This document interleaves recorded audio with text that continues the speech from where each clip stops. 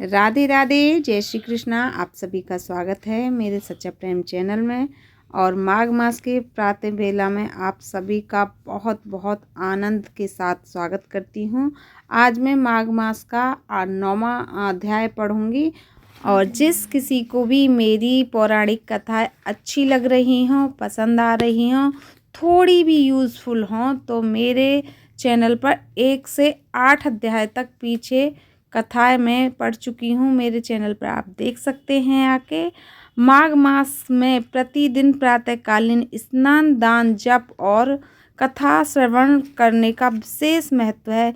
इसलिए आप और हम सुन रहे हैं माघ मास की पौराणिक कथाएं। तो आइए सुनते हैं माया की आवाज़ में। राधे राधे, जय श्री कृष्णा। बोलो विष्णु भगवान की जय। जैसे कि हमने पिछली कथा में सुना था कि कर्म करने के अनुसार हमको नरक और स्वर्ग कैसे प्राप्त होते हैं, तो उसी कथा के माध्यम से मैं आगे की कथा सुनाती हूँ। आइए श्रवण करें। यमदूत कहने लगे, मध्याह्न के समय मतलब शाम के समय आया हुआ अतिथि मूर्ख, पंडित, वेद पाठी या पापी कोई भी हो, ब्राह्मण के ही समान होता है। अतिथि देवो भव। जो रात्रि के थके हुए भूखे ब्राह्मण को अन्न जल देता है, मध्याह्न के समय जिसके घर आता हुआ अतिथि निराश नहीं होता, वह स्वर्ग का ही वासी होता है। अतिथि बराबर कोई धन संपत्ति तथा हित नहीं है। बहुत से राजा और मुनि अतिथि सत्कार से ब्राह्मण लोक को प्राप्त हुए हैं।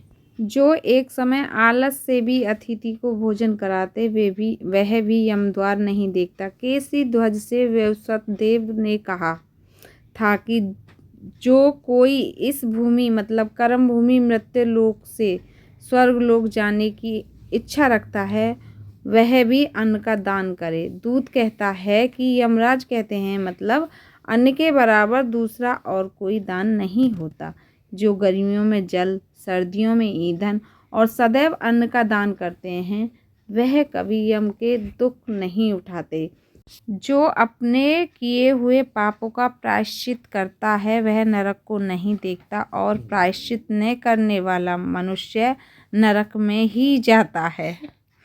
जो काया, वाचा और मन से किए हुए पापों का प्रायश्चित करता है, वह देव और गंधर्वों से शोभित स्वर्ग लोक को प्राप्त करता है। जो नित्य ही व्रत, तप, तीर्थ करते हैं और जितेंद्रिय हैं, वह भयंकर यम को नहीं देखते हैं। नित्य धर्म करने वाला दूसरों का अन्न भोजन का दान त्याग दे और नित्य स्नान करने से बड़े बड़े पापों का नाश होकर यम को नहीं देखते। और बिना स्नान के पवित्रता कैसे हो सकती है? जो मनुष्य पर्व के समय चलते जल में स्नान करते हैं, वह बुरी योनियों में नहीं जाते, न ही नरक में जाते हैं। माघ मास में प्रातः स्नान करने वाले मनुष्य को नियम पूर्वक तिल पात्र और तिल कमल का दान करना चाहिए। यमदूत कहते हैं कि हे विकुंडल, पृथ्वी, सोना, गौ आदि परम दान करने वाला व्यक्ति स्वर्ग से नहीं लौट सकता।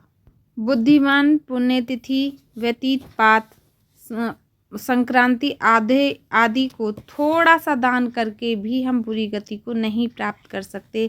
सत्यवादी, मौन रहना, मीठा बोलने वाला, क्षमाशील, नीतिवान, किसी की भी निंदा न करने वाला और सब प्राणियों पर दया करने वाला और पराये धन को तृण के समान समझने वाला मनुष्य कभी नरक नहीं जाता।